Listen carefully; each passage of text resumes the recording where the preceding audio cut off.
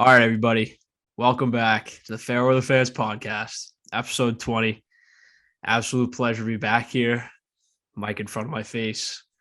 My good friend Tyler Puska, my co-host. I don't know. A lot of emotions right now being back, but thank you for tuning in, and we're gonna talk some sports. Ty, how you doing? Good. How are you, man? I'm fantastic. Couldn't be better. Little rainy day out here in Narragansett Sword Island. Classes got canceled for no good reason, but I think it was just the universe telling me to sack up and do a podcast for once. So we're gonna sit here for a little bit. We're gonna recap the NHL, Tom Brady's retirement, the Super Bowl, all 9 yards. So yeah, I'm pumped and I'm ready to go. Yeah, let's dive into it. Let's not beat around the bush here. All right. So I think Get in. Let's go. That captures it perfectly. We'll start with the NHL. I think what we wanted to do, just to kind of get a little refresher. First pod since November 5th, so a lot has happened. We're kind of at the midpoint in the season. I know we started off 1 month in, and things were a little rocky for all teams. Teams are kind of just shaking out the kinks and getting warm, but I feel like we're in the full swing of things now. Hit the ground running. But if we look at the standings here, I mean, crazy year to start off, man. I mean, great hockey game so far. A lot of good competition. A lot of teams coming out of the woodwork and showing what they've been building, and some teams are just kind of continuing their success. And I think a team that's kind of expected to build, but you didn't expect them to kind of advance this far. I know they made it to Eastern Conference Finals in 2019, and that was a big deal. The Carolina Hurricanes have just been showing that they're an absolute powerhouse. I mean, am I surprised in a way? No, not at all. All the replacements that they brought in, like bringing in Tony DeAngelo to replace the offensive production of Dougie Hamilton, has worked perfect. He's been awesome. Ethan Bear, same thing. Bringing him from Edmonton was huge. Getting the goaltending that you are from Freddie Anderson, getting out of Toronto and playing the way he's playing. I mean, I watched Carolina play us during Willie O'Ree's retirement ceremony, and they were down 5-1. The Bruins were down 5-1. Yeah, they got shit spanked. They look like a well-oiled machine. It looks like a legit hockey team. Lines 1 through 4. D pairs 1 through 3. I mean, it's a complete team, and when you think about it, there's not a lot of teams that compare in that sense of way. They have 64 points with 42 games played. The New York Rangers have 64 points with 47 games played. I know. And the Penguins have 46 games played, 62 points. So Carolina's like the All-Star break is really when you see, the big guns and who has a legit shot at winning this thing, and Carolina has put themselves in an unbelievable spot to go after not only the Metropolitan Division crown, but the President's Trophy too. I mean, without a doubt, I think when you look at this team and you look at their roster, and maybe for the casual fan, it might not seem like they're the super team that they should be. They don't really have the big name stars. They have no Crosbys. They have no. I mean, if you look at their all-star roster, I mean, it's kind of slim for how good they are. But I think this is just the perfect culmination of coaching, front office, and then the roster. I think it's just perfectly crafted. You've kind of weighted out some of the trash that you've had the last 5, 4, 3, 2, 1 years. Like kind of the dead weight, and you've replaced them with guys like Marty Necas and guys like Svechnikov and Nino Niederreiter, and then on the back end, like you said, Ethan Bear and Tony DeAngelo, which in the grand scheme of things, that was a very, very risky signing for them. But to bring him in and give him a second chance after basically being canceled by the sports world, which you see happen a little bit too often nowadays, but to see him come in and not only have success, but to kind of flourish and become that offensive defenseman that they need on that power play to complement guys like Aho, Svechnikov, and the likes of that team. But I don't really think there's much of a debate in terms of why they're successful. I mean, you can argue, is it the coach, is it the GM, is it the team? I think it's just the perfect combination of all three. So they're obviously killing it. Rangers sneaking up behind them. They're matched with points, granted with five more games played. But when you talk about pleasant surprises, if you're a Ranger fan, which I know plenty of them, they love this team. It's just been an absolute pleasant surprise for them. I know. And one more thing to touch on the Hurricanes too. Oh yeah, for sure. Tony DeAngelo in 35 games has 33 points. He has 7 goals and 26 assists. That good? And we only mentioned a few players. Like there's still like Teuvo Teravainen, Vinny Trocheck, Jacob Slavin, Seth Jarvis in his Freddie Anderson. We didn't even talk about Brett Pesce, like Jordan Staal. Like they're full. Their 1 through 4 is so good. That's how you win championships in this league, is with a lineup where you can just roll 4 lines and you're confident in them all. And the same thing on the back end. And then obviously Freddie, man, like geez, Freddie. I mean, I know we're kind of backtracking. I skipped on the Rangers way too quickly, but to kind of go back there, yeah, I think Freddie's the perfect example of when you give a goalie a competent defense and good coaching and defensive minded forwards, this is exactly what could happen. I mean, if you're a Toronto fan and you're looking at the success he's been having, yeah, I know Toronto's having a pretty good year. Jack Campbell's not doing too bad either, but Freddie Anderson is an elite goaltender and one of the top in the league when you give him the materials to do so. And he was there from 2016 to 2020. He was there 4 or 5 whole seasons, and they just they couldn't really figure it out, when in reality it was that easy. You just had to give the guy defense. He has been an elite goalie since that big year in Anaheim. And I don't think it helped him playing in Toronto with the big Toronto media. And obviously not at all. He got thrown under the bus for a lot of different things. And Toronto didn't really give him the resources to be great, but Carolina saw what they saw in Freddie Anderson and said, okay, look at our back end.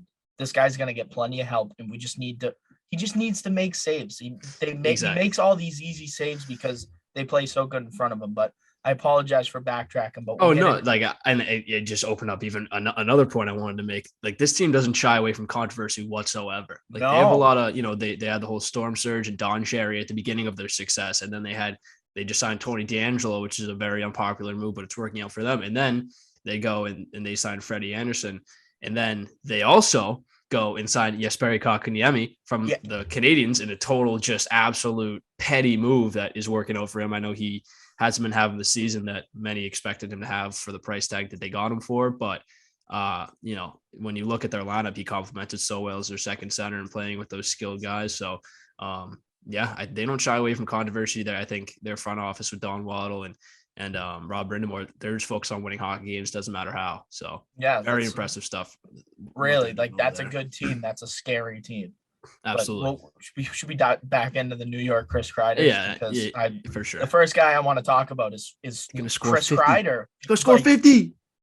What is happening? Like, the guy, it doesn't even look like he does much. When you watch a Rangers game, Chris Kreider is the best net front guy on the power play in the NHL.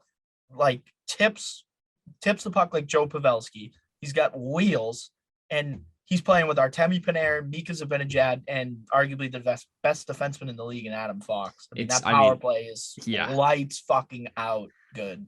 Lights out. And I mean, if you look at the goal that was scored last night when he had his stick on the ice and Zibanejad just put it right on the tape, and all he had to do was deflect it right off his stick, and the look on his face said it perfectly. I mean, those two guys, them three as a trio on that power play is just so perfect, because you have, Panarin who can shoot, but he can also pass it beautifully. He's a lot of skill, and his vision is fantastic. You have Zibanejad, who's a little bit more of a playmaker, and then you have Kreider, who's the scorer and the net front guy. So, I mean, when you're a penalty kill and there's 4 of you on the ice, you have to deal with those 4 guys. It's real hard to cover and stuff like that. So, I think it's no surprise that their power play has been very successful. But I think if you look at this team, lines 1 through 4, and look at their defense and look at their goaltending situation before the year, there's no way that you expected them to be on the tails of the Carolina Hurricanes and being this successful. But I think this is just, they fired their coach in the offseason and signed Alain Vigneault, and he's had success with Florida and Vegas. And I think he's just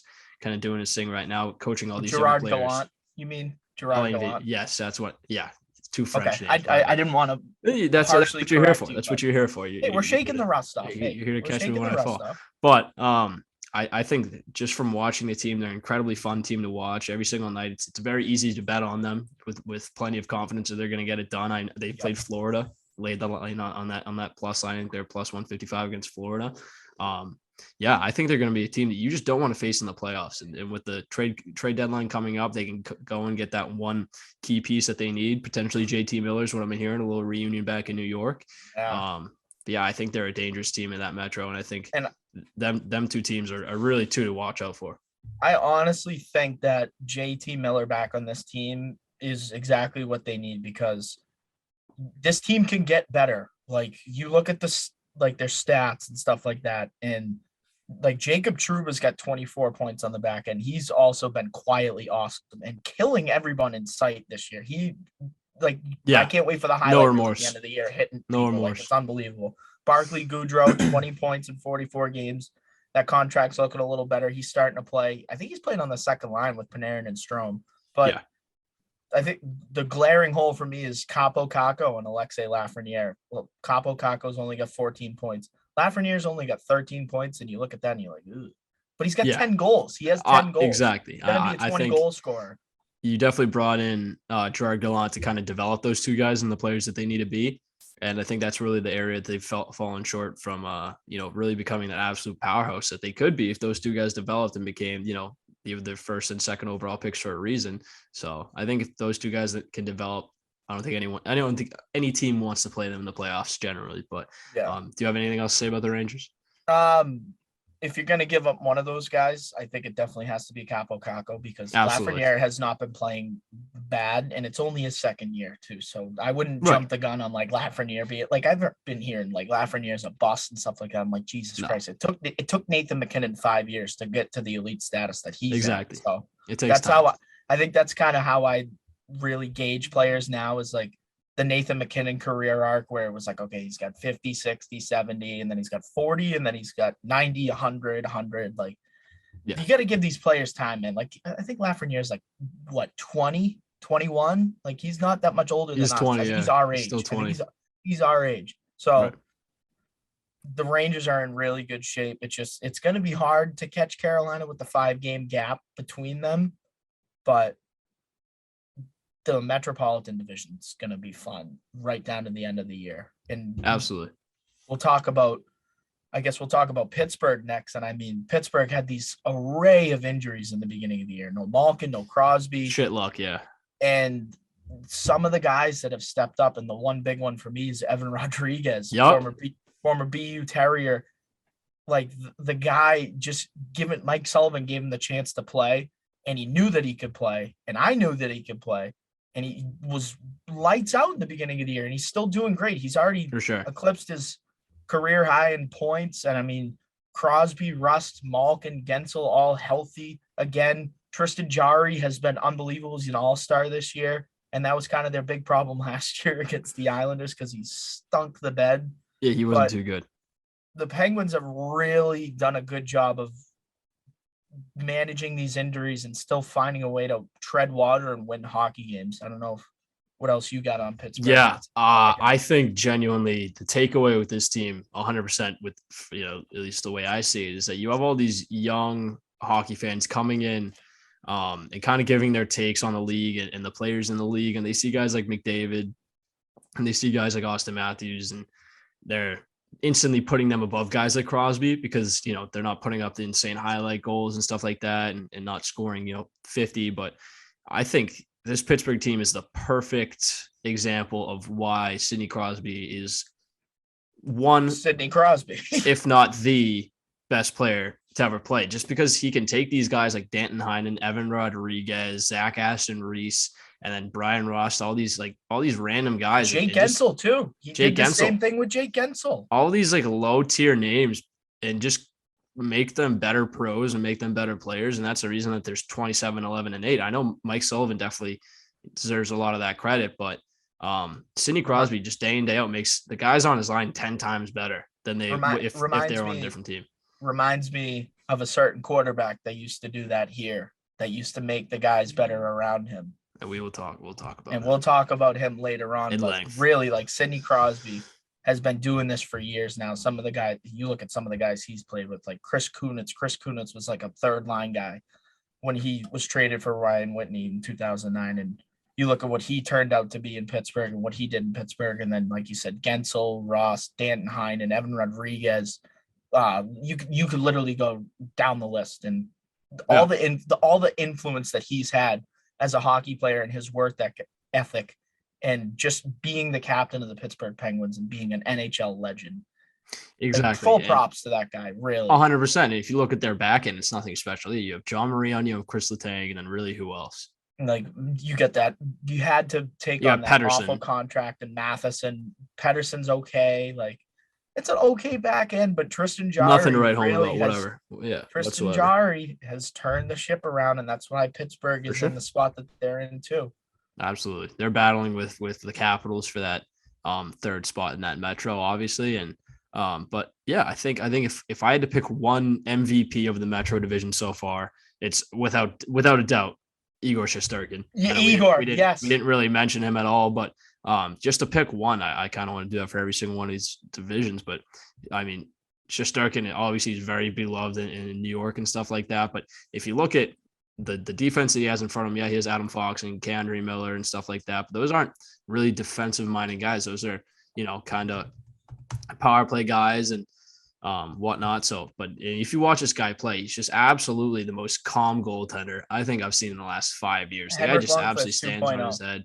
It's literally Obviously, Lundqvist 2.0. yeah, they had they had a dilemma going into this season and prior seasons with Georgiev and Shesterkin. Obviously, that's been the duo for a little bit now, but they've kind of had to cement who's going to be that guy. And Shesterkin obviously has proved it. I mean, he's only 26 years old, has a 2.1. He's 22-5. Numbers kind of speak for themselves, but the guy's just absolutely insane. If you could really get that true shutdown defender in front of him, I know you have Ryan Lindgren, who plays a lot of a defensive style with Adam Fox and stuff like that. But if you give this guy the tools, I think this is a championship winning goaltender right there. But yeah, I'd love to hear who your MVP is for the Metro as well. You took the name out of my mouth. That's who like when you said MVP of the Metropolitan Division, Igor Shesterkin was the first name I thought of, because I don't really think it's a debate. I think he's number one in the Vezina conversation too. Like, I think Igor Shesterkin is the best goalie in the NHL today. Today, he is the best goaltender right now. I agree. And the Metro's got a lot of them. I mean, there's Freddie, there's Igor, there's Freddie, Igor, and Tristan Jarry, who are all sick. We're all sick this year. So, in Washington, I mean, Washington's not looking that great because their goaltending has not been great. Vanacek and Samsonov, none of them has really stepped up. They haven't been that healthy. TJ Oshie's been out of the lineup a lot. Obviously, Ovechkin just got COVID. I mean, he doesn't like going to the All-Star game, so that could be it's Putin for all we know, saying he's got COVID. So for sure. So I think this is 100% just a case of a team that's had shit luck with injuries, and obviously they go in and they beat Pittsburgh in Pittsburgh the other night with Orlov scoring that game winner. But I think Washington's still a solid team, and we've yet to see them at 100%. But when we do, I think they could also be scary. But the rest of the teams, Columbus, Philly, Jersey, and things have gone wrong for them. I think the three teams that you see today at the top of the Metro is the three teams that you will see at the end of the season, and it could literally all flip. It could be Carolina 3, Pittsburgh 1, New York Rangers still 2. But I think Washington stays as the first wild card. I don't think any other teams. I don't think Columbus catches anybody. Certainly not the Islanders. Certainly not the fucking. Certainly Flyers. not the Islanders. The Flyers. I mean, should we talk about the Flyers a little bit? I feel that could be trade deadline material. See where that then. Yeah, you're right. You're 100% right. Okay. I think that should really wrap it up with the Metro. But when you talk about having those top 4 teams in the Metro, I think it's the same exact thing with the Atlantic. I think, which I'll talk about in a second. But we'll start off with Florida. I got to see them live in that stinky, disgusting, horrible arena of theirs. It's in a great location. Looks great from the outside. You get in there, it's just like trailer no wonder park. Why nobody shows arena. Up. No wonder. But there's a good amount of people. People are actually starting to go now. I mean, you would think so, dude. This team's an absolute wagon. I think it's the same exact case as Carolina. You have the same guys you've kind of been building around, but you've been getting them better pieces with guys like Sam Bennett and Sam Reinhart. But yeah, I think this team is fantastic. Obviously, the market that they play in is god awful.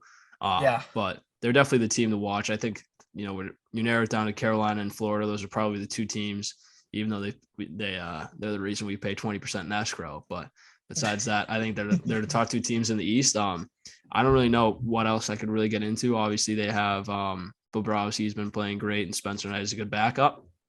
But yeah, their top line's just been fantastic, and they've been getting consistent scoring from guys like Mason Marchment, who they just got had a from 6 point Toronto. night. Yeah, had a 6 point night. So when you have guys who aren't even in your core group of star players putting up 6 point nights, it's easy to tell where your success is coming from. So they have good depth, great coaching. They're kind of just boring to talk about, obviously. I don't think they get so. it done. They get it done. Okay, I'll I'll hand the baton over to you. This is to the Florida this Panthers has been bandwagon.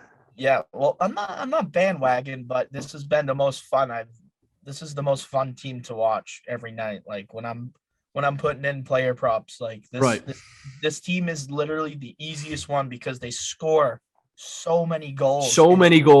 And it can be anybody. Like you look at their lineup, and Jonathan Huberdeau is the most underrated player in the league. Like he does not get the recognition that he's deserves. A wizard. He's so good, and he puts up all these points and doesn't get talked about as a superstar player.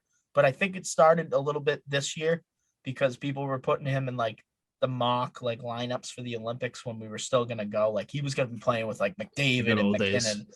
And you got Huberdeau, Barkov, and Carter Verhaeghe. I mean, how good is he? Carter Verhaeghe, dude. How good has he been for them? I swear, they have some voodoo magician in the locker room taking these bottom six guys and just turning them into incredible hockey players just with the snap of a finger. It's absolutely ridiculous.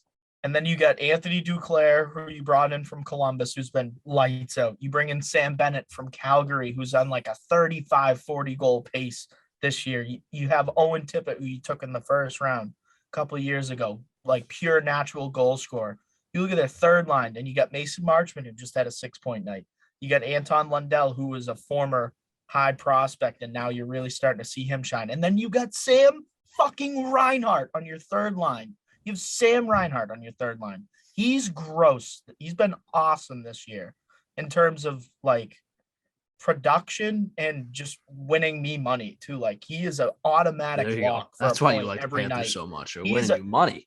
He's a point. Look at this team. Like I get it. Ryan Lomberg, fan of the pod, whatever. Frankie Vatz, Bruins legend. I think the weakness with this team is their defense, and Mackenzie Weegar and Aaron Ekblad have been lights out too. They're awesome, but their second and third D pairs a little sus. So yeah, that might be the eventual downfall of this team. But holy, come playoff time for sure. This is a fun team to watch night in and night out. Yeah, no, for sure. I agree entirely. I think you touched on all the points there. I think they're definitely a team that when we talk about their needs and what needs to be fixed and what can be improved, if you look at their record, you don't think there's much, but like you said, their D needs a little help, and I think that'll be addressed at the trade deadline for sure. Tampa and Toronto, just kind of up to their regular antics. I want to talk about Toronto a little bit more than Tampa. Do you have anything to say about Tampa? Because I think there's a little bit run of the mill. No, it's just Tampa just humming along, right? That you look at all the same team of same roster of players.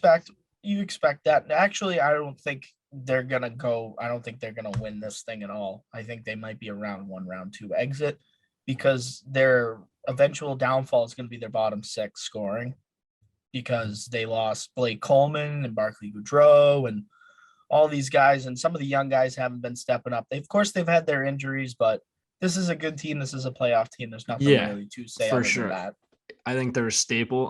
When you talk about their motor to win a championship, you have a lot of guys who just won back-to-back. So obviously they want to win 3 straight. And I think when you win 2 straight, you attract a lot of players in the later stage of their career who kind of have a little bit left in the tank, kind of want to squeeze it out and get that championship. And that's Corey Perry. He's came and kind of been a pleasant surprise for them, but really nothing to write home about with them. I want to talk about Toronto though. Okay. Especially since at the beginning of the season, they had, they're on a good pace and stuff like that, but nobody really expected them to be that good. And Sheldon Keefe and all the players, Mitch Marner, still say they have a lot of room to grow. But I think the studs of this team haven't been the Austin Matthews and the Mitch Marners and the William Nylanders. Even though they've been putting up the most points, it's the bottom 6 acquisitions that they've got and the goaltending from Jack Campbell have really put them across that threshold that has been stopping them the last 5 years of when they've had this core four, like guys like Michael Bunting, Ilya Mikheyev, Andre Kasha. Yeah, bringing these guys. Obviously, Nick Ritchie didn't work out, but Bunting was Wayne Simmons, Ilya Mikheyev. Sure. I know you already said him, but I think the difference with this team and the teams in the past is literally the bottom six has won them hockey games. The bottom six has legit won them games. Spezza, you could never say Engvall. You couldn't say that. Engvall, out of nowhere. Michael Bunting and Kasha have complemented Austin Matthews in the perfect way. And then you have John Tavares has not really had the greatest year, but William Nylander's still sick. That contract still looks sick. I'm telling you, change your number to 88. I didn't even. You go crazy. Morgan Riley has really stepped up his game offensively, and I think their backend's been steady enough to the point where they really haven't cost them too much. But they're going to be buyers for that area though. When you look at guys like John Klingberg got hit in the market and stuff like that, they need a bolster in that top four realm, and I think Klingberg fits perfectly. He has a decent little cap hit. It's only like $4.5 million if I'm not mistaken. But Toronto, the difference between this year and the years before is their bottom six is actually good. They have a good team. It's not without just relying on Matthews and Marner and Tavares and Nylander. They found these cheap guys and they're producing. And you could literally just look at Kasha and Bunting with Matthews. For cheap. I mean, Kasha was spare parts after he came off the Bruins. Plenty of concussions. Poor fucking guy. Couldn't stay healthy. Really just wasn't getting a look. Couldn't finish a puck to save his life. He's playing with David Krejci. He can't finish a puck. He was snake bit. Obviously, it's not going to happen. He was a shell of himself. Michael Bunting in Arizona. Everyone saw him and the numbers that he was putting up on a fourth line contract on the fourth line. Everyone was like, yeah, this is the guy that's going to go get more money than he's getting right now on a good team and eventually pan out. And everyone kind of knew that was going to happen. Toronto got him. No one really made a big deal out of it, but deep down, everyone was like, yeah, this could produce more. Yeah, that's what I'm saying. I feel like we made a big deal out of it because we knew. Because we knew this guy had skill. He plays the right way, plays gritty around the net for someone a little bit undersized, and obviously it's paying off for him. So he's a great guy to have in that depth chart, and I feel like he's one of the underrated reasons for the success that they're having on top of Marner, Nylander, and Matthews. Absolutely, which is to be expected.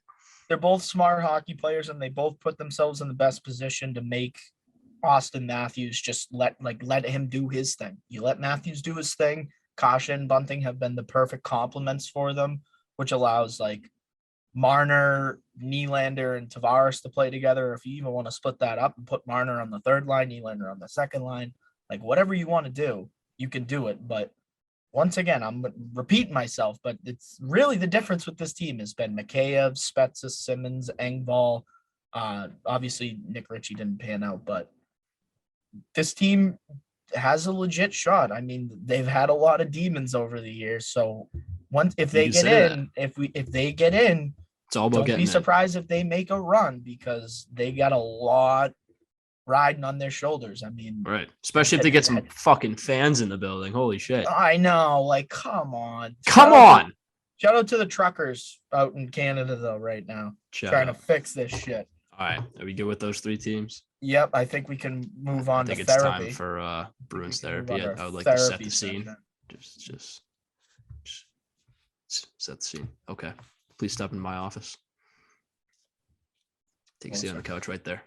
Would you like a glass of water? I'm all set. Thank you. Okay. What's bothering you? What do you feel? Just precursor. There's nothing written down the notes. We're going. There's been a lot.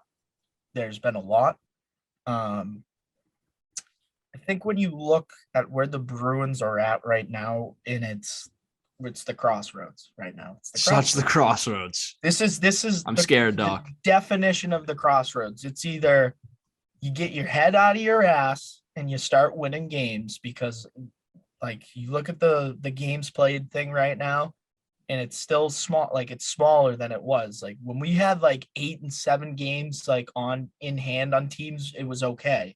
But now it's not because it's slim and we're not in a great spot. We only have 55 points. We have one more game played than Toronto, and Toronto has 61. So when you look at the team right now and where they need to get better, it has to be the bottom six. And I feel like a fucking broken record, but God, this team, sometimes they look like a Stanley Cup contender. And then another night they shit the goddamn bed. They were a wagon last week. They were a wagon. And now consistency. Now they're letting teams like Arizona and Seattle give them serious games. And Dallas shit pumped them. Shit pumped them. I'm telling you, that game against Colorado was the reality check this team needed, and still kind of slapping them in the face. But right now, when you look at this roster, man, I mean, obviously you're missing Eric Haller right now, which sucks. But when you look at the base roster, you look at Bergeron, you look at Marchand, you look at Craig Smith, Taylor Hall, Eric Haller, Pastrnak, DeBrusk, Coyle, Steen, which was a fantastic line for a good week. And then you have the fourth line of Bleed, Nosek, and Lazar. Not only are the holes in this team blatantly obvious, but they are losing you games night in, night out. And these are games that you can't afford to lose. At least right now, you have to get those big wins against Dallas. You have to get those big wins against Colorado. You have to at least get some confidence going and beat the shit out of these teams like Arizona. And Seattle. You can't let these teams give you games, because then that's going to, lose you respect in the standings in the league.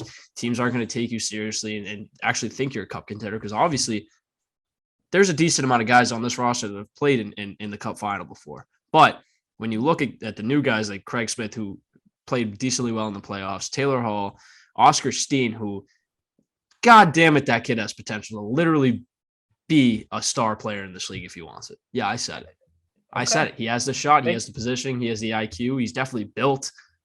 Like, people are comparing him with Brad Marchand. Obviously, will he ever be that? Completely up to him. But just to kind of air my grievances for this team, it's all going to come down to what is going to happen in the trade deadline. What is Don Sweeney's direction for this team? Who are we moving? Who's staying? Do we have the depth? What areas are we looking for? And I think, I mean, when you think about Patrice Bergeron, and this might be a little bit controversial, I don't think he has it anymore. I don't think he has the offensive prowess to lead this team to a Stanley Cup final like he did in 2019, where he was one of the guys that was scoring the big goals and whatnot. And I know that your third line kind of led you to that cup final with that Johansson, Heinen, and Coyle line and stuff like that. But you definitely need a second center here that can complement Patrice Bergeron and kind of take a little bit of the burden off. Because I mean, if you have Eric Haller, not only as a winger, but maybe as your fourth line center, that's third a Stanley Cup wing. winning team. I think third line wing is the perfect spot for Eric Haller and Craig Smith. I just finish up and then I'll get my thoughts in. But sure, like, obviously you off. So I have just so many. You know what? I'll keep it just to this episode, because I would like to do this every week, just a way to decompress. Yeah, the problems I have with this team. We both need it. But you got to go out. You got to get JT Miller, and you have to do it in a way that you still have your top couple of prospects, because he has a team-friendly contract. He's relatively young still, and you just I don't know. But you're not winning a Stanley Cup with Eric Haller as your second line. So whether you're getting David Krejci, whether you're getting JT Miller, no matter who it is, you have those problems. But you also have problems on your back end with the guys that you signed in the offseason of Derek Forbort, and then Derek Corbett. And obviously you have the goaltenders who play pretty well. So yeah, if I do have something good to say, I like our goaltenders. So but definitely need help on the back end. Could get a third line defenseman, and then you just need a right wing and a second line center.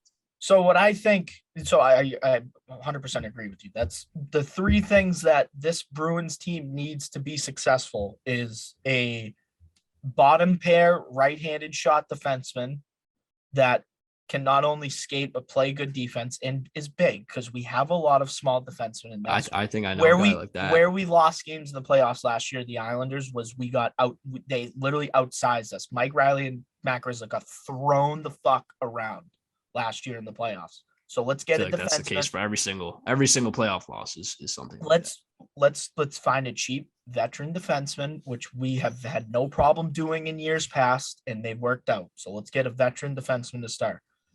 And then right away, I think that you can immediately flip Jake DeBrusk for a right-handed shot winger to play with Marchand and Bergeron, because I think if you move Craig Smith down and you put him with Charlie Coyle and Eric Howla, I think that line would actually do well. We haven't even talked about Charlie Coyle. God, this team was so much fucking potential. What is he doing? Like, obviously, he had that beautiful 2019 run with us. Not so much the regular season, but he's scoring a fuck ton of goals in the playoffs. Like, he's actually done a really decent job in his own end. I will give him that. He has gotten a lot better, but the offensive production, he's got 10 goals, 10 assists. Sometimes there's games where he really stands out and he has the puck a lot. And you see his name a lot. And then there's games where he's a ghost. So once again, it's consistency up and down the lineup that's not named Brad Marchand, Patrice Bergeron, David Pastrnak. Craig Smith on the third line with Charlie Coyle and Eric Howla, that's actually a legit third line that I think I would have seen out in the Western Craig Smith Conference. is not a first line right away. No, so Jake DeBrusk, right, wants a trade. Okay, so he's got 7 goals, 8 assists, and 15 points in 38 games playing. God, is it incredible to see what he can do. Healthy scratch, like he can score. Like there's no doubt about that. So let's find a team that's willing to take Jake DeBrusk and take a chance on Jake DeBrusk, and we can get a right-handed shot winger to complement Marchand and Bergeron better. And then obviously second line center. I think that's when you start to use, your first rounds, your second round picks, your Jack Studnikas. Like I want to do everything that we can to hang on to Fabian Lysell. Because that's it. That's the only guy. Everyone is on the table except for that guy. I think Studnicka is the perfect guy to move in a deal like this because I don't think he has it. I think I think people still view him as that he has potential. And I think that his window is gone. I think he's just a borderline third line center at this level. But yeah, I think JT Miller, and I don't know what the position the Sharks are in right now, but Tomas Hertl still, I think Tomas Hertl with David Pastrnak, the 2 checks with Taylor Hall, man. Preach. Tell me that team doesn't win a Stanley Cup with Hertl or JT Miller in the middle with Pastrnak and you know what? I've heard this name the past couple of days on Twitter. Fucking Connor Garland again. Yep. He's popping back up. Give me a line of Marchand Bergeron and Connor Garland. So let's go get them both. Let's go get JT Miller. Let's get Connor Garland. Let's send him Jake DeBrusk, Studnicka. Let's send him a first and a second round pick, and let's send him a couple future picks. And you make me feel a lot better about this, Doc. I'm not gonna lie. Yeah, because for this sole reason, every single trade deadline, it's the same panic button being hit. But this time, there are plenty of guys on the block for the Bruins to go get and fill these roles that we just identified: the first line right wing and the second line center, and then the defenseman. You have guys like Jacob Chikrin, you have guys like John Klingberg, and then you have guys like Connor Garland, you have guys like JT Miller. So it's all there, and you have kind of the prospects that I think could entice these teams to give them to you. And the picks too. We haven't sold our picks yet. We still have our first. And you have Jake DeBrusk, who is gross when he wants to be. Yeah. So you get him in the right system. Start. Go put him in Canada. Put him in Vancouver. Put him in Vancouver. He's right. Put him in Vancouver. He's right across. Edmonton's right there. His dad's an announcer in Edmonton, right? He's playing in that division. He's going to be around family, right? So it only makes sense for him. And for us, you think we could put JT Miller with Pastrnak and Hertl and Garland with Marchand and Bergeron?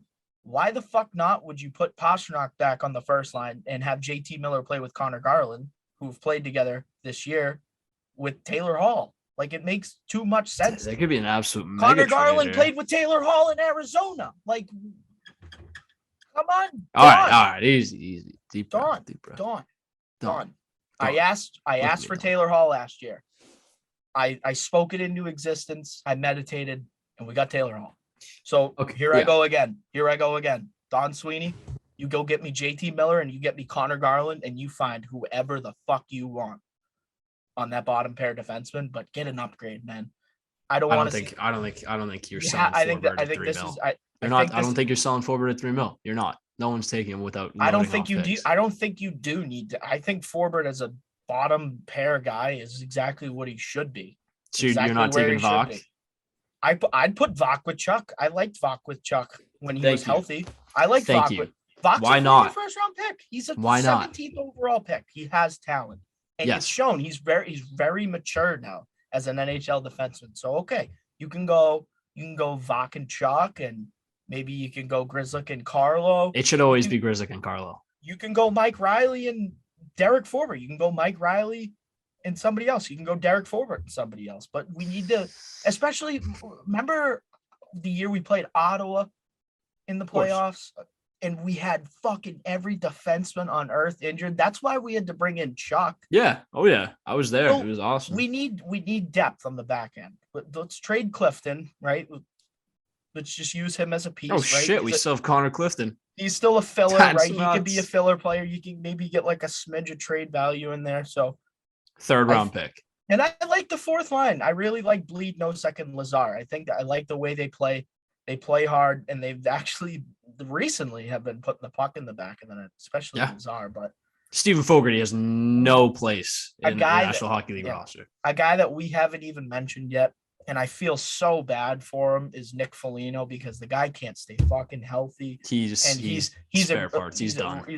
He's such a good leader in the locker room, and I think he can really help out on the third and fourth lines. But man, he's got to get healthy, and I'm not expecting much from Nick Foligno, really, not anymore. I'm not expecting the 20 He just goals. needs to be a fourth liner. I need Nick Foligno to play his game. That's it. Get in the corner, get nasty, stick up for your teammates, be the captain that you were in Columbus, and let's ride. Let's one last run, man. Bergeron's got a year left on his deal. I think he's done after this year. So you know what? Let's throw all our eggs in the basket and let's go for it one more time. Because if you're gonna suck, if you're gonna suck, come a year or two, there's no reason why you shouldn't go all out right now. Yeah. If we're going to suck, let's suck. Like Christ. This team could use some more young blood in a couple of years, because Marchand's not getting any younger.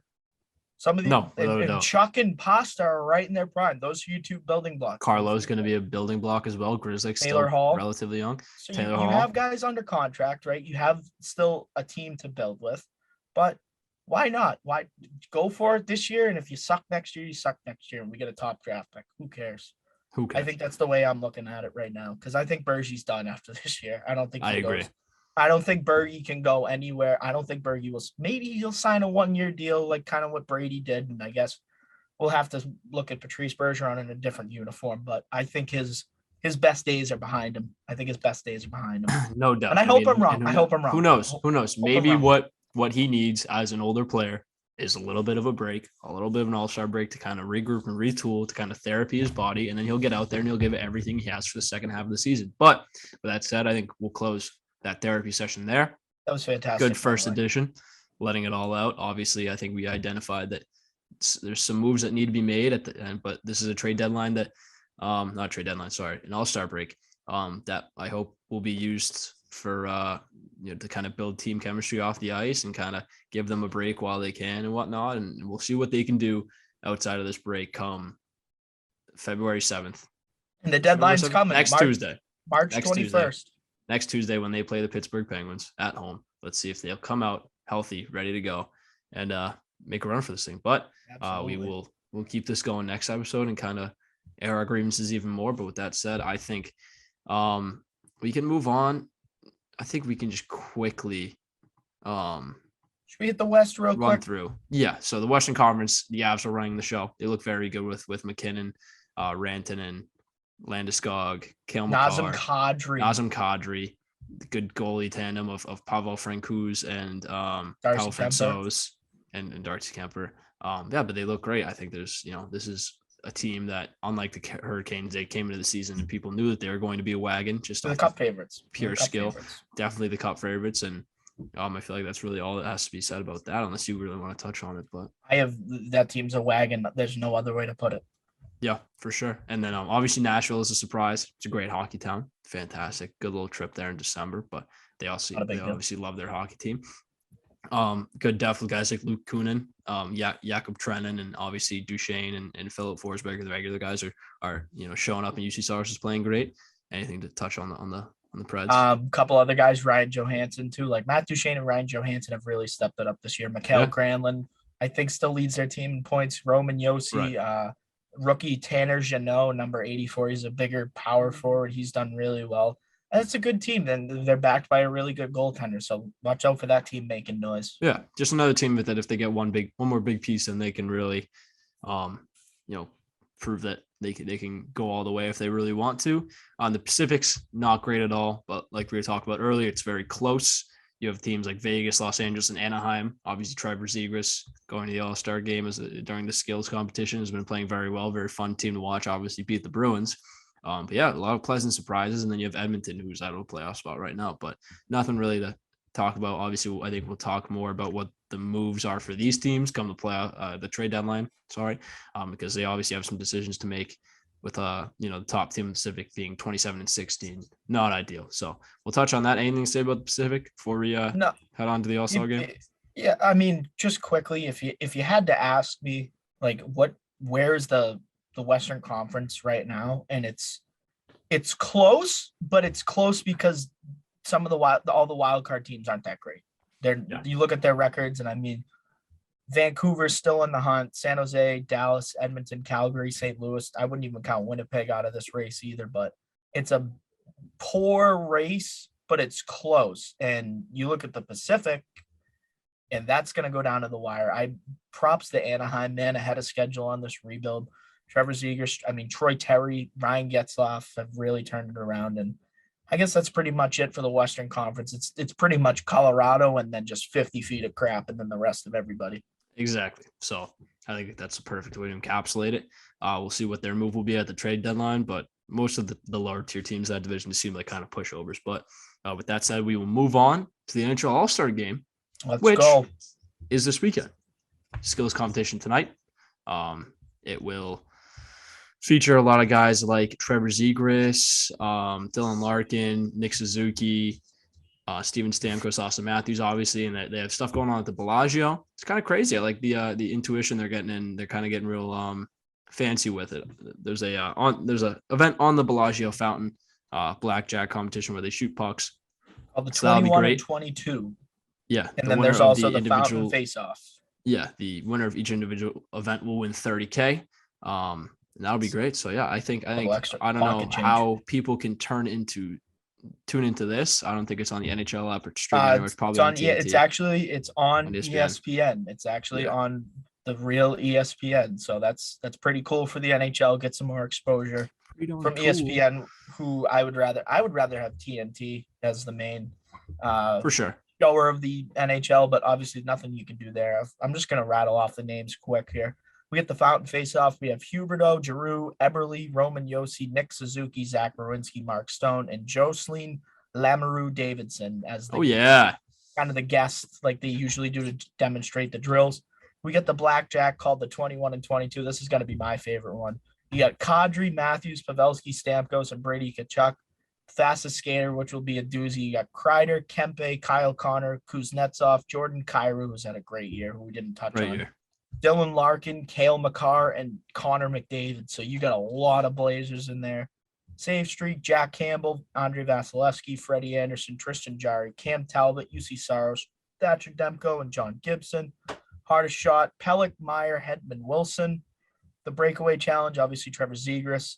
Kirill Kaprizov, Jack Hughes, Alex DeBrincat, and the hometown guy, Alex Pietrangelo. So he'll probably end up winning the thing because he'll do something. And the goalies for the breakaway challenge are Menon Reume, was the obviously the first woman to play in the NHL. She played for the Tampa Bay Lightning. She was a goaltender. And Wyatt Russell, who's an actor who you may know from the movie Goon 2. He is Anders Kane, and he is a psycho in that movie. And then finally, we have the accuracy shooting with Leon Draisaitl, Clayton Keller, Rasmus Dahlin, Sebastian Aho, Jake Gensel, Troy Terry, Johnny Hockey, Jonathan Marchessault, and Patrice Bergeron. So yeah, I mean, if people want to tune into that, that'll be at 7:30 tonight on ESPN. We got to tune in. We get 2 hours out. Oh yeah, for sure. So not always the most popular of events, but I think it'll be fun. You have a lot of young skill, and you have a lot of people that kind of want to up their brand and show the mainstream audience what they can do. So I think it's great. They got real creative, a lot of new stuff. So definitely will be interesting. But in terms of teams, I think not much to talk about. You basically named every single all-star right there. But you talk about who's winning this thing. Obviously, it's not like the biggest thing ever. Players don't really try. But talk about overall skill on overall teams. I think the team that has the best chance to win this one is probably, I would have to say, probably either the Pacific, which is ironic, or the Atlantic. Obviously, you have guys like Drake Batherson, who was a standout, got decked by that one goalie, and he's been replaced by Brady Tkachuk. But it should be fun. A lot of good mix of old and young talent, and a lot of guys emerging out of the woodwork and showing the skill that they have. So it'll be great. I think it'll be a good time. Yeah, I think it has made it a little more interesting too, because the team that wins actually gets money too. So it makes it a little bit more enticing to try and win this thing. I think usually the Pacific Division has had a lot of success in these in the last couple of years, I feel like. So I think the Pacific has a really good chance of winning it. I think the Metro too. I think the Metro is going to be fun to watch play. And of course the Atlantic. I mean, with all the talent that's going to this, I think it's going to be super exciting. This is one of my favorite times of the year because there's always something crazy that happens during All-Star Weekend. And we talk about, ways to grow the game and how to get this sport back into the mainstream. And I think, on ESPN with the way guys are acting now and showing off their personality, I think this is going to be a great time out in Vegas. Huge for the game. Yeah. Big strides. Absolutely. So that'll be tonight at 7:30 and tomorrow at 8:00 on ESPN. Definitely tune in if you're interested in that.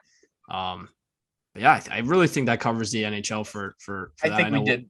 We'll have an episode real soon, and we'll talk about what to expect after the All-Star break.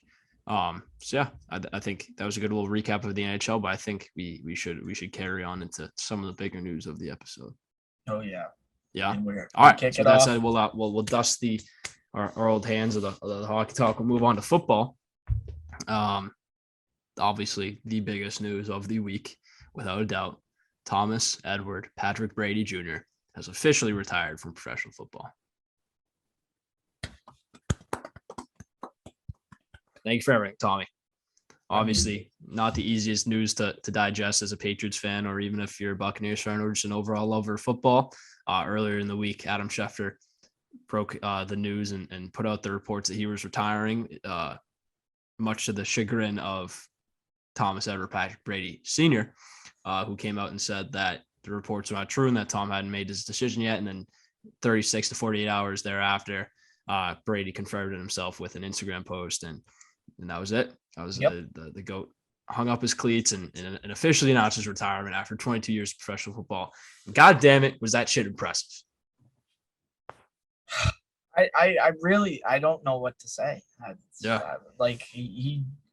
It's Tom Brady, and he means so much to everybody in this realm of New England, and fans across the world that are Patriots fans because of Tom Brady and what he did for us. And you saw when he left, kind of the void that he left. And I think that when he left, we really felt like, oh man, that's how much Tom Brady meant to us. Like, right. He was the New England Patriots. The reason why we won 6 Super Bowls and the way we are wired as fans is because of Tom Brady and his work ethic and just the way he is as a human being, not wanting to lose at anything. Like, we're so hard on the Patriots and we expect excellence. We want to win every year. We want to win every game.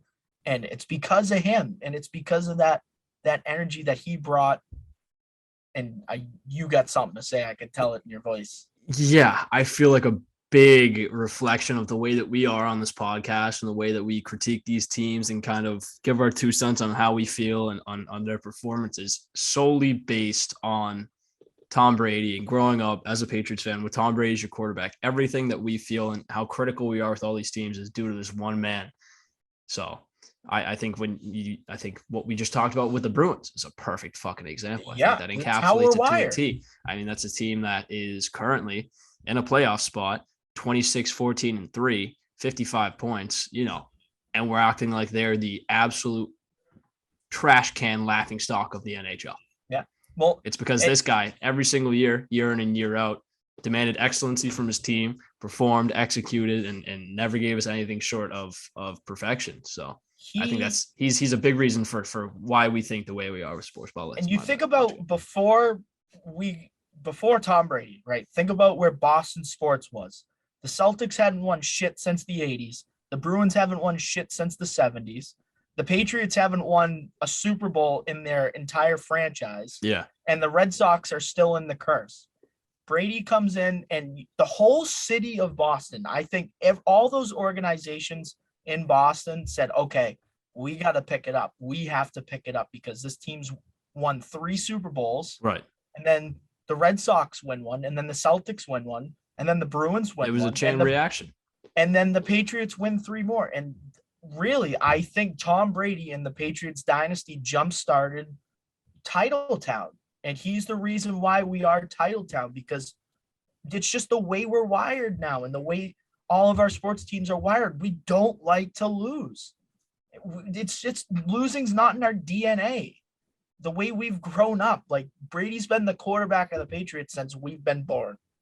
This will be the first year in our lives where Tom Brady isn't playing football on Sundays. And we're 20, which is right. Fucked. Like a lot of the key memories of the childhood and being a Boston sports fan was going to your buddy or family friend's house on a Sunday in February and watching him compete on the highest level of competition and the biggest stage. And like, it was a blast every single second. Obviously it was the most nerve-wracking thing ever. But when I think back on the last 10, 12 years of my life, I'm like, holy shit, some of those best moments were watching Tom Brady go out in there and play football. So as hard as it was to watch him walk away and go to that warmer climate of Tampa, and not only go, but win a Super Bowl, was tough. It was fucking tough. Obviously you rooted for him, but it was a hard pill to swallow. But now to hear that he's completely done and that he's not going to be playing football for anybody and that he's on greener pastures. In Tampa. Thank exactly. God he only spent 2 years. Felt like an eternity, but to hear that he did that, it was disappointing, but you just got to sit back, kick your feet up, watch some highlights, and be thankful of everything that he supplied me, my friends, my family with just by playing football. So yeah. Can I ask you a question? Were you angry that he didn't mention us in his retirement Instagram post? I wasn't mad. I was just disappointed. Genuinely. Okay. I felt like a lot of people got mad. Like, that's actually genuinely pissed that he didn't say anything, which, you should have said something. And I don't know if that video that he put out yesterday, the New England Tribute, basically what it was. I think Patriots was planned. I don't know if that was pre-planned and that he put that out as like that was always going to come out, or they put that together once they saw the reaction. But I obviously don't want to make his retirement, especially after everything he did for the Patriots and stuff like that in this community. I don't want it to make it about us and not him, which is what happened. But definitely should have said a little something. But yeah, I'm glad I hope that's not what his retirement is known for 5 years down the line. I think that for me, I don't think he owed us anything. He doesn't owe a shit because of what he did for us. But I think when he came back here and he had that post-game interview with the lady from NBC, and people forget about that and what he said. Like, he's going to be around for a long time. And right. Like, you know what's going to be fucked up is when you go to a Patriots game and then there's a statue of that man and you realize he doesn't play for us anymore. But then you realize all those memories that come flushing back in. And it's going to be crazy because I wouldn't have pictured Tom Brady as a statue. I just picture him just keep on going. Yeah, like by the time I'm 40, I'll still be watching him play football. Like that's always what I thought. So I know we joked around the pre-show talking about, what if he comes back after he sends his kids to college at 60 and pulls goes a back Michael and plays Jordan a little football. Yeah.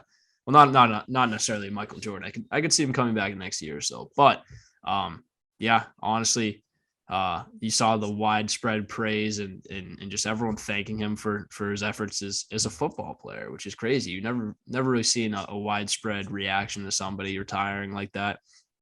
I think he's the greatest football player of all time, greatest athlete of all time. Great role model.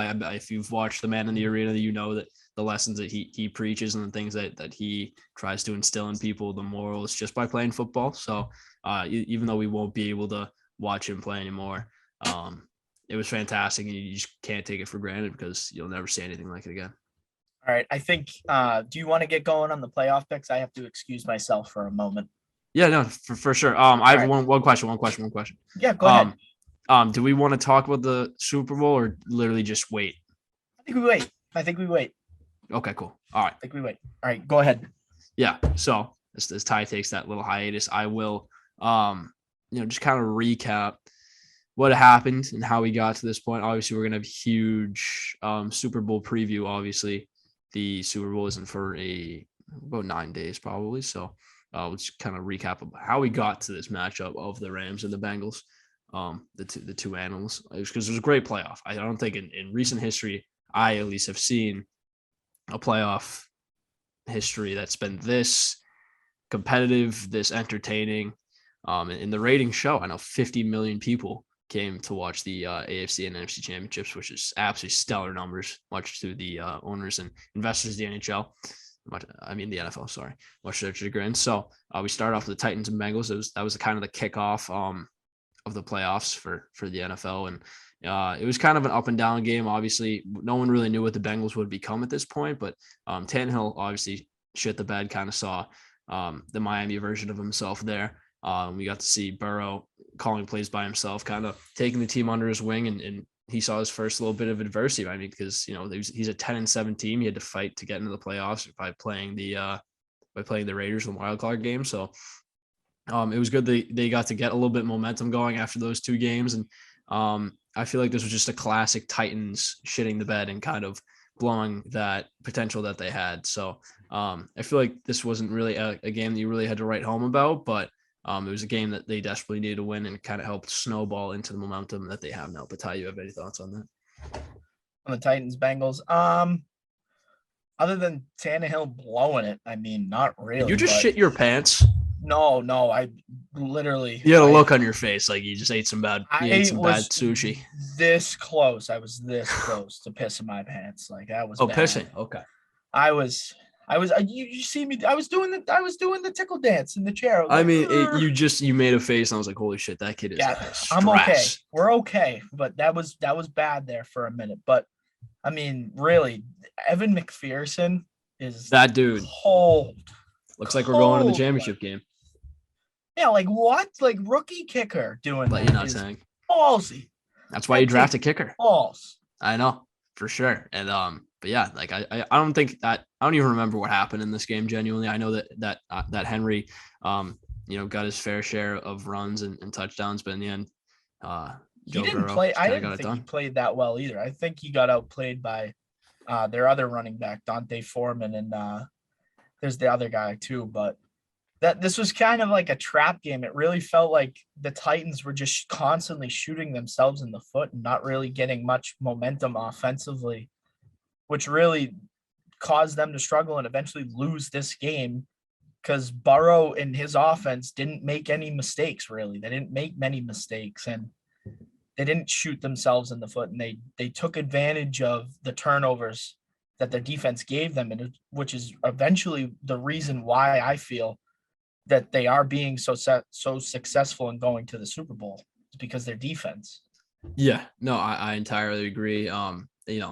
The defense obviously came out of nowhere. When you think of guys, obviously you have Hubbard and a couple more guys on that D line, and then you have Eli Apple. But those are like the two guys that I can really, off the top of my head, name. So to have their defense kind of come out and be that pleasant surprise for them is what these underdog Cinderella story championship runs are made of.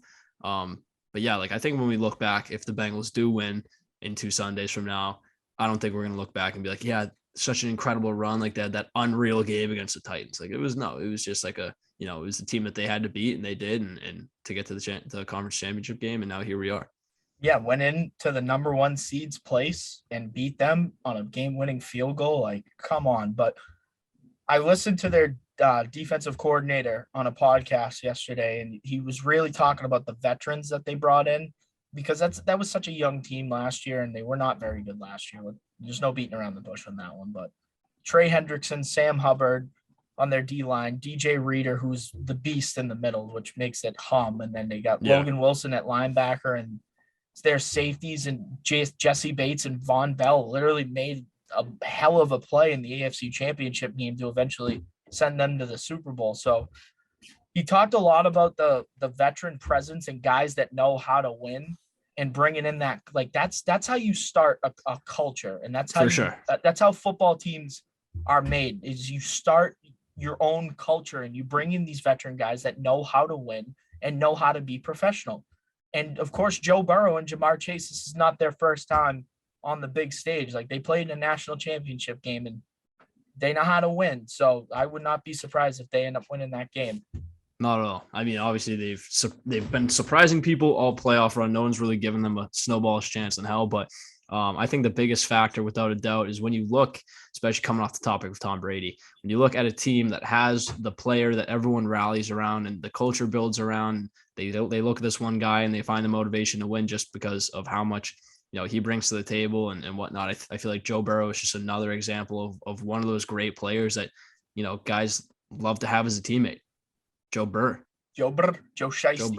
Joe Shiesty. So I think this is just the beginning for Cincy. I feel like, they've made it to the Super Bowl in Joe Burrow's second year, 10-7, but I feel like next year they're definitely going to be a team to beat, and everyone's going to want to play with Joe Burrow, just like everyone wanted to play with Tom Brady and Aaron Rodgers. So it's good to see that there's a new wave of quarterbacks coming, and that we got a good young fan base. Obviously, like we had Breeze, we had Manning, we had Brady, we had Rodgers, we had Phillip Rivers, we had all those guys, we had Roethlisberger, and now they're all retired, they're all gone. So kids coming up and kicking. Eli Manning too. I mean, even though we don't like him as much, but now you got the new wave. Now you got Mahomes, Josh Allen, Joe Burrow, Justin Herbert. Like, the AFC's all set. Mac Jones, I think Mac Jones will eventually enter that realm at some point, but that's, you know, we don't know when that could be. It could never be. For sure. So for the 20 years down the line, when kids a little bit younger than us are growing up, they're going to be like, I can't believe, like, I got to witness the era of Mahomes, Allen, Joe Burrow, Justin Herbert. So it's good to see that there's that new wave coming after, Brady retires. And that's kind of the last leg of that group kind of, calling it quits. So now that chapter's closed, it's good to see another one opening. The game's in good hands, folks. The game is in good hands. And just to touch on the other game, one of the other games, the 49ers and the Packers in the snow out in Lambeau. What a terrible game that was. Both teams really couldn't do much, but once again, like the Titans did, the Packers shot themselves in the foot, and their offense couldn't really get much momentum. Their special teams shot themselves in the foot, blocked field goal, blocked punt, just blew the game in the end, in the fourth quarter. I'll say this. So you have the Titans having a stereotypical Titans playoff loss. This is just another example of the Packers having another stereotypical Packers loss in the playoffs. Mm-hmm. This is just like a broken record. I think it might I don't know whether it's an Aaron Rodgers thing or whether it's just a Packers thing in general, but they just really can't get it done in the playoffs and the postseason, because this team in the regular season was one of the favorites, top 4 teams in the league that could win it. And they didn't even get, they were a little bit competitive in this game, but it just didn't really seem like they ever had the gumption to kind of go and actually execute. In the regular season, I thought they were going to win the fucking Super Bowl. I'm not going to lie. I thought this was the team to beat. And it just seems like an every year thing. Yeah, it's weird. You got friggin' Aaron Rodgers and Devontae Adams, and you can't win a goddamn playoff game. And shout out to the 49ers, man. Holy fuck. They had a nice little playoff run. They played good football. And I mean, we could get into that game later on between the Rams and the 49ers, but shout out to them, man. That's a scrappy team. That they almost made their second Super Bowl in 3 years. Like, they just played the Chiefs in the Super Bowl. Once that team once Trey Lance gets in there and gets a hold of that offense, watch out. Deebo Samuel, watch out. Yeah. It's a good team. No, this was a very instrumental, very big year for the future of the NFL, as a whole. The next era, like I just talked about, this year and this postseason was kind of the foreshadowing of the next 10 to 15, maybe even 20 years of stars. Yes, I agree 100%. Yeah, so that set up the conference games. I feel like I don't know. How much more of this do we want to talk about? I mean, the Rams and the Bucks, like the Rams got up early, and then like the Packers and the Titans did, they shot themselves in the foot, and you almost let Brady do it again. Like he almost really like down. God, 20, I thought he was gonna do it. 20. I saw the score 27-3, and I was just like, there's no way, right? Not again. Yeah, not again. And all of a sudden they start scoring, they start getting stops, they're getting picks. I'm like, oh my God, if he does this again. Like he doesn't even need this in his legacy, but if he does this twice in the playoffs, down this much, like, oh, I'm gonna miss him. It was a good way for him to go out, kind of statement game. Like I've been doing it all this time, and I'm gonna do it one last time and call it quits, even if it doesn't work out. Which it's hard to hear him say I'm gonna retire when I feel like I can't do it anymore. Which I feel like he definitely could. No, he could. Retired as a 99 overall in Madden, which is just absolutely absurd to me. But that card, that was a great game. Everyone kind of knows what happened there, and no one really knew at the time that was it for Brady. But it was a good way to go out, even if it wasn't a championship. So that said, we'll move on to Bills versus Chiefs. This game was absolutely so fun, mental. This is craziest football game I've ever watched in my entire life. Craziest 2 minutes of a game I've ever seen. Yeah. And it starts with Josh Allen hitting Gabriel Davis, who had 4 touchdowns. AKA upstate New York's Jesus Christ. Yeah, literally. He had the touchdown with 1:54 to go. And then Allen had that unbelievable scramble to find Diggs in the back of the end zone to give them 2 points. And then Mahomes hit Tyreek Hill on like a second down play, and Hill broke it 64 yards for a touchdown with 1:02 to go. And then we get down late, right? The Bills are finding ways to move the football, and Gabriel Davis runs this unbelievable, like, fake the corner route, hit the post route in man coverage, and was just wide open with 13 seconds left. And I mean, yeah, here we are. It's like Bills. That was it. Yeah. Chiefs seconds. Knocks off. Yeah. And you know what? It was 2 ends of the spectrum. I'm like, holy crap, the Bills are going to do this. And I'm like, there's still 13 seconds. Like the fact that for this goddamn team, 13 seconds is enough time. People look up the clock. Gabriel Davis scores. Oh, you left Mahomes way too much time. 13 seconds. 13 seconds. 3 timeouts. I was like, they can still do this. Like if there's any offense in the league that can get in field goal range in 13 seconds, like it would be the Chiefs. That's who I would pick. It was the prime example of arcade football at its prime. It's just at its prime form. Fucking marbles in my mouth, my bad. But just nothing short of entertaining. Just every single play was like, what in the world is going on? It was football on cocaine. It was awesome. Is what it was. It was so awesome, and obviously Kelsey ends it with that corner, that touchdown catch in the corner. I'll let you fucking take it from here. Jesus H Christ. Yeah, Mahomes just had that. They won the coin toss, and once they won the coin toss, you kind of just were like, well, that's it. Chiefs are going to the AFC Championship game, and Kelsey had that fucking beautiful catch in the corner of the end zone. And they went on to the AFC Championship game where they played the Cincinnati Bengals, and of course they had a really good matchup in Cincinnati. Fantastic. Later on in the year, I think it was like the second to last week of the season, and the Chiefs really kind of flexing their muscles in the first half. They went up 21-3. The Bengals really couldn't do much on offense, and then Samaje Perine gets like a little dump off and takes it all the way for a touchdown. Yeah, which was huge at the end of the half, and then all of a sudden Mahomes and company are knocking on the door at the last play of the half. And it's fucking Mr. Burnt Toast, Eli Apple. I know. He's talking shit about New Orleans on Twitter and just getting absolutely cooked for it. And he makes a huge play, and they go into the half, and they come all the way back, and it goes to overtime, and the Chiefs win the toss again. And I genuinely, it was over. I was so upset. I have never been more upset. And I was like, oh, sweet, they called heads. Like I'm thinking like, you're supposed to call heads. We called heads in the AFC Championship game there, and we got the football and won. So I'm like, okay, let's call heads. Bills called tails last time. Call heads, it's tails. I'm like, it's rigged. Chiefs are going to Super Bowl. Yeah. And Mahomes, for the first time, really blew it. We really saw him choke for the first time. And granted, he hit Tyreek Hill right in the hands. Probably should have caught that, but it tips right in the hands of the Bengals defense. Yeah. Jesse Bates makes that play.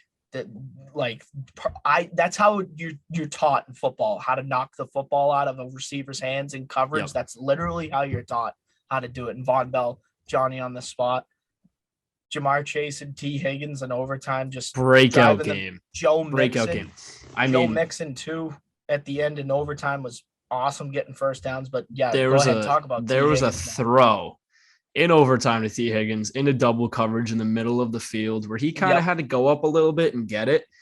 And watching him extend and just absolutely just embrace that absolute bullet of a throw in double coverage in overtime to get that, it was just like, holy shit, this guy's real deal, James Neal. From that point, I was like, obviously I knew T. Higgins is a great receiver. He's proved it in the regular season and whatnot. But making those plays on that big stage in the AFC Championship game is what gets you the prowess and the respect in this league. And I feel like with Jamar Chase double covered and not really, providing that much, you needed guys like T. Higgins and Tyler Boyd to step up. And that's exactly what they did. That's the reason they won this football game. Yep. Nothing much else to say about, I think we covered everything in that game. And then getting into the Rams and the 49ers, I mean, didn't really live up to the hype, I guess. No.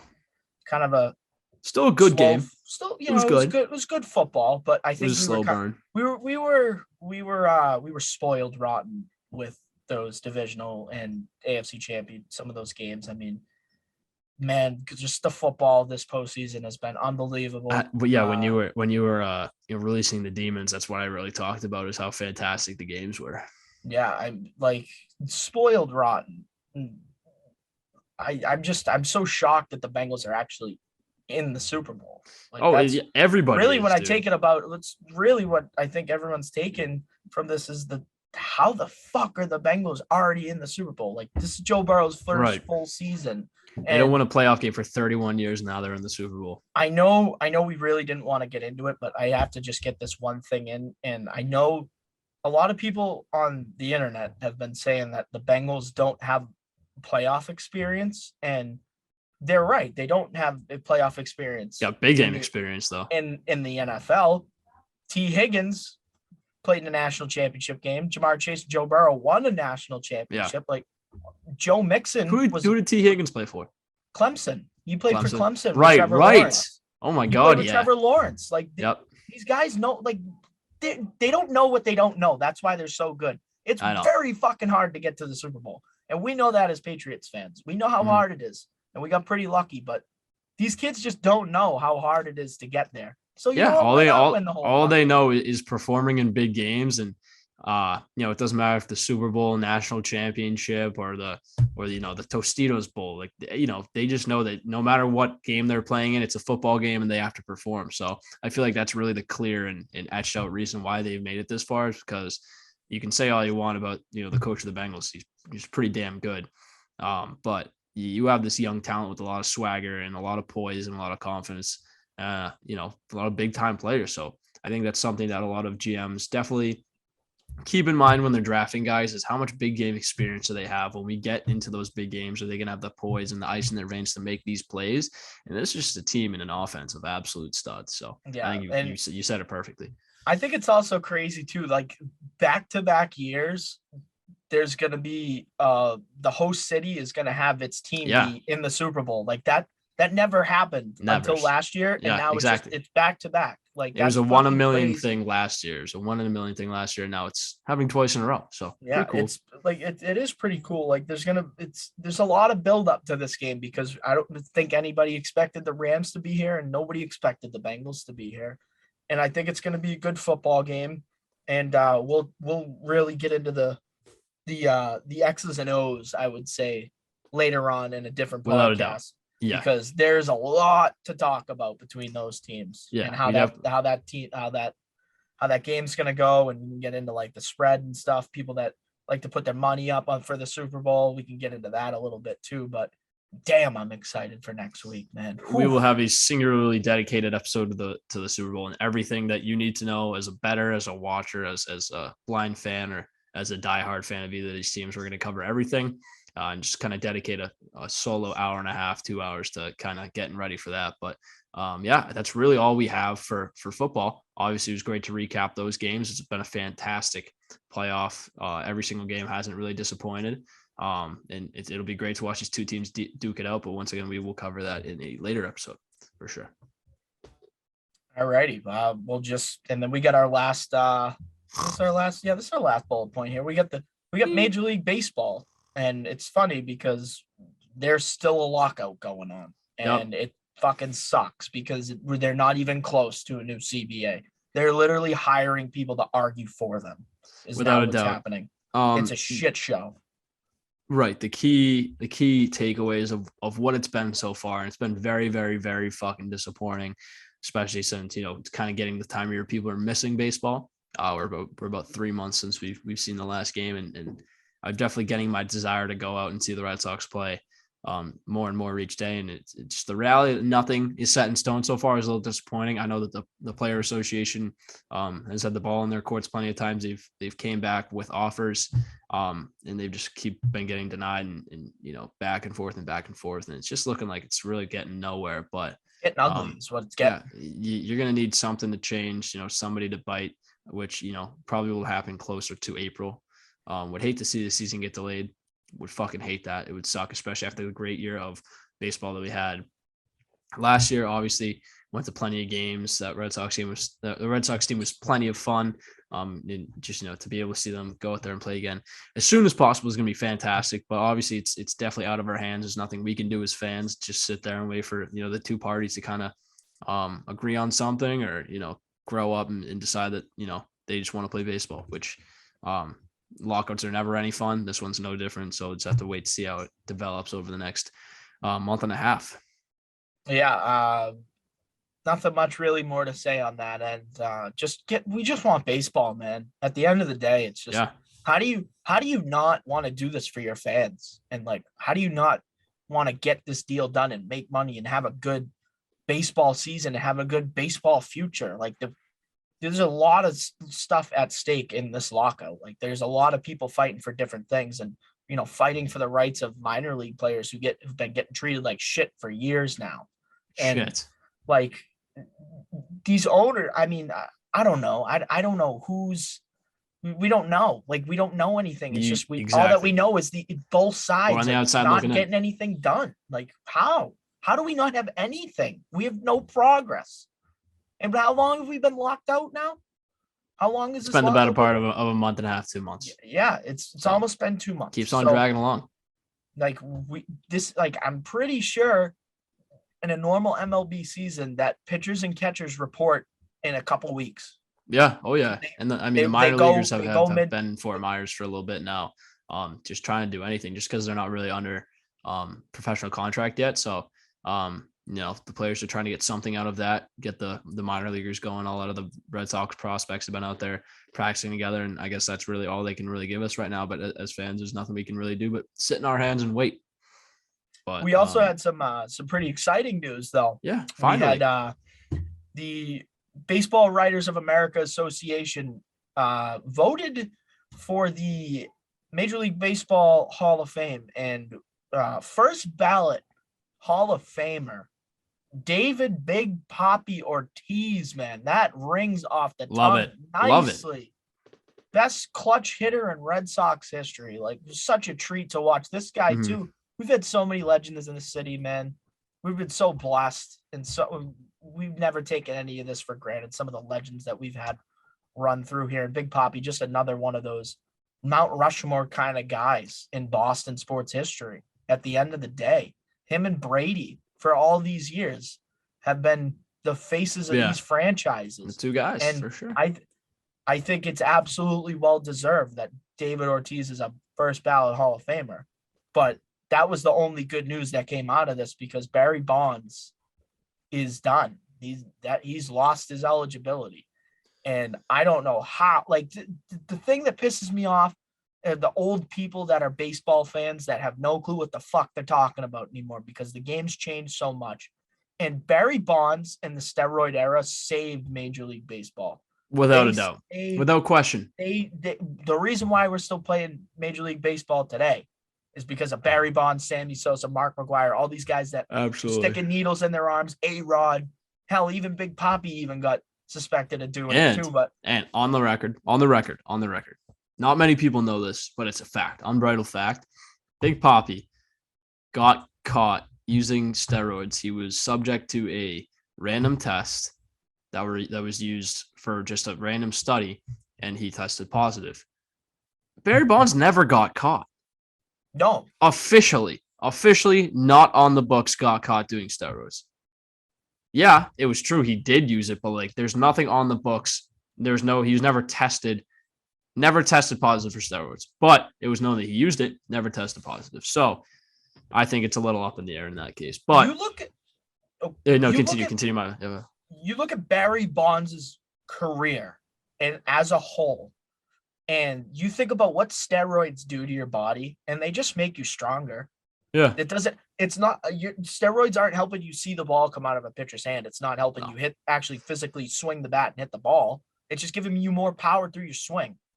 Barry Bonds got walked an atrocious amount of times, and he was a good hitter, and he was a Gold Glover in the outfield. Like, I don't understand how can you tell the story of the MLB without Barry Bonds in the Hall of Fame? When you go to the Hall of Fame, it's supposed to be about the history of baseball and the stories that, all these different guys can tell. Yeah. And the fact that it's an absolute disgrace that Barry Bonds is not a Hall of Famer, because he has a legit Hall of Fame career, and because he didn't even get caught. You're right. There's no unofficial. There's never official record of him getting caught using steroids. He just randomly got jacked, and that's why steroid. But yeah, I don't know what this guy was fucking unbelievable. Like, he's unbelievable. 750 home runs, walked. I think the most times in MLB history, right? Has to be. Yeah. And most intentionally walked too. Like, he was so feared by other pitchers. And when you talk about absolute forces and just straight up game changers of a sport, Barry Bonds is definitely in the conversation.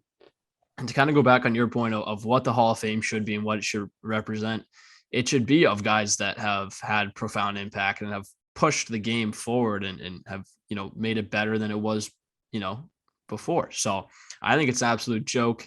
I definitely think that there's enough people that can state that case, and I would love to hear it and kind of see what their thought process is, because for him to not get in ever is a joke.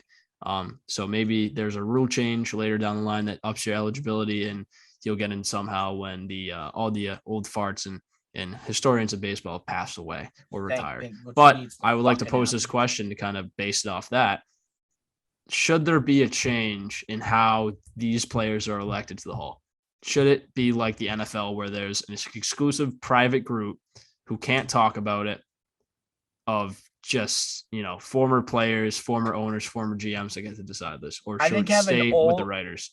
I think having old, stupid writers who think they're talking like 86 baseball that have no clue what this game actually is now, like, look how much the game of baseball has changed just based on statistics. It's a game of home runs. It's hitting the ball in the air and it's striking people out. And that's all it is. And it's all these different advanced analytics to show the ways, different guys can do different things for your team. And I think having old guys just looking at like batting average and just like having some of these guys had personal grudges against some of the Hall of Famers. And that's one of the things you have to factor in when you talk about how they're picking these groups of Hall of Famers. Is there a personal grudge there? Did it's the same thing in the NFL. Disrespect the media member? How about the guy that had an MVP vote and went after Aaron Rodgers as a person? Like, no, the MVP is not about Aaron Rodgers the person. It's about Aaron Rodgers the quarterback, the player, what he did on the field. Yeah. That doesn't matter. People should the whole Hall of Fame thing it's got to change. Obviously, it's been a process. It's been a process that's been a part of baseball for a very long time, but it's gotten to the point where it's getting egregious and people are starting to notice the chinks in the armor. the kind of flaws that are present. So I feel like if there was some reform, there definitely needs to be in baseball. So Hall of Fames are like museums. They're supposed to tell stories and they're supposed to show history. And how can you show history without people that were monumental to the success of these leagues? Like, I don't understand. I really don't understand. And I know, and we're not the only ones, man. There's a lot of people that feel this way. Yeah. So, I mean, hopefully there's enough people that kind of speak up, former players, owners, whatever it may be, or fans that discuss their, just pleasantries with this situation. And hopefully one day we can say that Barry Bonds is a Hall of Famer just by pure, sympathy of what he had to go through. Because I can imagine it's a horrible, horrible process for him to go through year in, year out, hoping he's going to get in and then not getting the votes. But yeah, definitely a monumental player for the game of baseball. One of the best power hitters ever to play. And just straight up disgrace. One of the best hitters in general. One of the best pure natural baseball players in the history of our game. And he's not in the Hall of Fame because he was suspected of steroids. Like, I don't get it, man. I don't get what goes. It's hard to wrap your head around. People pay money to go visit the Hall of Fame, and they want to learn these different stories and see all this beautiful history. And how can you tell the story of baseball without Barry Bonds? How can you do that? You're asking all the right questions. Ask all the right questions, and hopefully something's done down the line. But just like the lockout, there's really nothing we can do about it now. What's done is done. And another piece of just hometown, local news, moving away from the Big Papi Hall of Fame, and congratulations to him. It's great to have another representative of Boston in the Hall. But across the pond there in Japan, Seiya Suzuki reportedly went on to Koji Uehara, former Red Sox closer's podcast, the GOAT, who represents him as well, and asked him a multitude of questions about where he was going, who he's been talking to, who he's interested in going to, what cities he likes. And at the end, he goes, "You're going to Boston, right?" And Seiya kind of paused. He said, "I can't quite disclose that yet." So basically saying he is going here. And that was a while ago too. You can't make any reports until after, or you can't make any reports or any signings rather after the lockout. So we'll have to wait until then. But definitely the rumor mill and the momentum is definitely saying that Japanese slugger and outfielder Seiya Suzuki is favored to go to the Boston Red Sox, which is fantastic news. It definitely seems like it's trending in that direction where these organizations and these different reporters in the major leagues, that it kind of just seems like that Suzuki's going to be a Red Sox once this lockout's done. It kind of seems like it's a done deal, but it's not, because there's no baseball. But this guy Suzuki I guess he's just like a really good hitter, and he's an outfielder. So have you watched any of his highlights? No, I haven't. Have you? I mean, if you look up his home runs, the way he swings the bat to left field is absolutely explosive. The way the ball just absolutely fires off. He might be a righty. I was just thinking about that.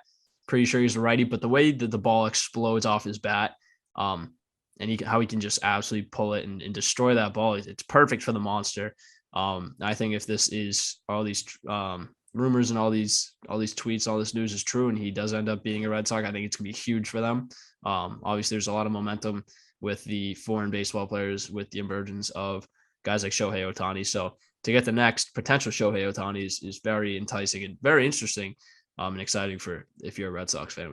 So a little quick rundown on this guy. He plays in the Nippon Professional Baseball League, which is the best one in Japan.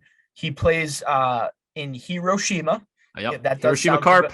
That sounds familiar to Americans. He's a 4-time All-Star. First of all, he's 27 years old. He's a 4-time. You could say that his swing is nuclear. Yeah, and his batting average in 2021, and this is his career batting average, his career 315 hitter. He's got 937 hits, 182 home runs, 562 RBIs, 82 stolen bases, 5-time Gold Glover too in the outfield. It looks like he can kind of play every single outfield spot. And obviously we traded Hunter Renfroe. We got some prospects and Jackie Bradley off the bench. But I mean, you put Suzuki in that outfield with Verdugo, and if it's Kike, it's Kike. If it's Jarren Duran and Kike's at second, that's fine. But man, that's a hell of a pickup if we got that year we got out of Hunter Renfroe. We managed to get a 250 batting average and 30 jacks and 90 ribbies out of Hunter Renfroe. Imagine what this guy's gonna do at without 27. a doubt. That's not going to be a 1-year deal either. That's oh a no, absolutely not. Deal. It's going to be everything's going to be steak and potatoes without a doubt. Yeah. So and that's exciting. In terms of what you're replacing with letting go of Hunter Renfroe, you're definitely leaving a little bit of defense.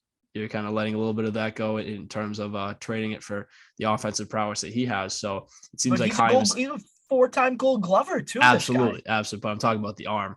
Duh. So Hunter Renfroe's got a cannon.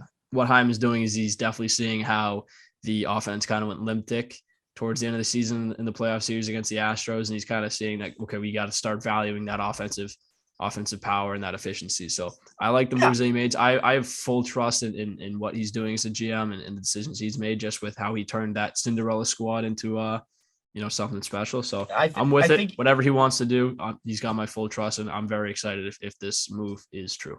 So I think he's starting to learn too. Like, he was in Tampa. He was the general man. Right. He was a general manager in Tampa, and he had a very low budget. And he's a advanced analytics guy, so he knows what the fuck he's talking about. He's playing Moneyball. But now, he has a budget. He has a budget. He has a he's doing so. Just a little fact, a little piece of trivia. Billy Beane obviously went and did that with the A's in 2002. Played Moneyball. Very historic movie, and he declined the offer from the Red Sox. John Henry was so enticed by that brand of baseball that they were playing. They hired this kid that was reading a lot of the same books that Billy Beane was, and that other assistant general managers there in Oakland were of advanced statistics. And John Henry saw this young kid that's been kind of on the same wavelength of on base percentage and walking and stuff like that, and he was like, okay, we'll take in this kid, but we'll give him the salary. And that turned out to be Theo Epstein, and then they broke the curse. So I think what you have here is kind of a similar situation as Theo. You have a young kid, wants to prove himself in a full GM role, is into advanced statistics, but then he also has the budget. So I think the money that's nothing but incredibly good signs. Yeah, and he's what's this, his second year going to be our general manager? Like, we already went to the playoffs. Like, the way he put the team together. And the way what he got out of certain guys that we brought in, like Kike and Hunter Renfroe, and some of the pitching, like Nick Pivetta, like some of these guys that you wouldn't think would be good players. Yeah. And they do well for us. And the thing is like, you can keep doing what you do in Tampa, but you can sign these guys to massive deals because you got $180 million to work with. Yeah. So we're in really good shape. We have a good farm system too. That's one of his big claim to fame too, is that he knows how to draft and find prospects to develop. And we have one hell of a farm system. We just took Marcelo Meyer, and he looks like he's going to be a stud too. So I'm looking forward to next year and the future of this Red Sox team. God damn it. Just got to get out this fucking lockout, because now I'm ready for some baseball. You got my engine going. I know it's going to be unreal. Get me in that ballpark come late May. Get me those warm nights. It's gonna be fantastic. You just gotta get out of this lockout, get the ball rolling, and it's gonna be a great season if we can get it going. But with that said, that'll close out our tenure for tonight. Thank you so much for listening to episode 20 of the Fairweather Fans Podcast. It's fantastic to be back. Promise, I'm manifesting it. We're getting back on a regimen. We're gonna be uploading weekly, if not every 3 or 4 days. Because this is a hell of a lot of fun. We enjoy doing it. So if you made it this far, thank you so much for listening. And that'll do it for episode 20. Thank you very much. Peace.